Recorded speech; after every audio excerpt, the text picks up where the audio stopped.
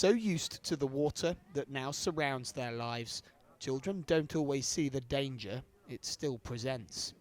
9 months after heavy monsoon rain brought water from glaciers melted in a heat wave, that water still sits on farmland now unusable. This country and its people remain at the forefront of the climate emergency.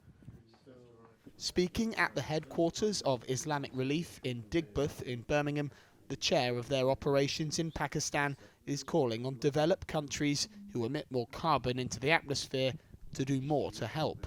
In the West, that actually it's the West that are actually polluting the atmosphere, which is actually causing the devastation in those sort of countries. The people living in those rural areas, they generally are self-sufficient. They grow their own crops, they have their own livestock.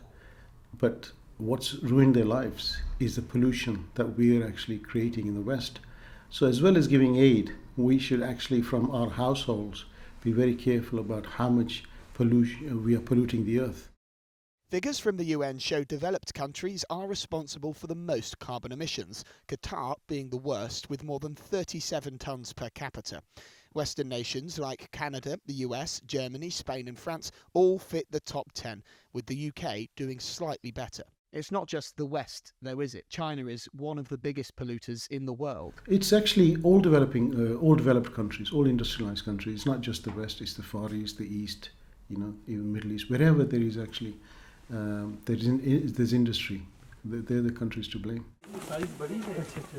After visiting the country twice, Nazir says he's been personally moved by what he saw.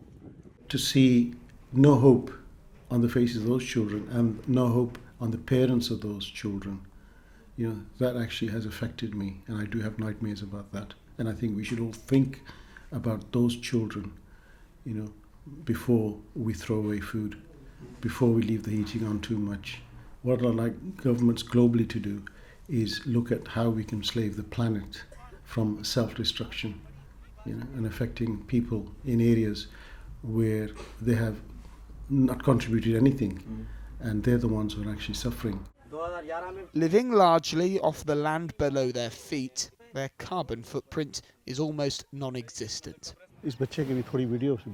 Yet it is them that suffer the untold damage of a warming world. Lewis Warner, ITV News.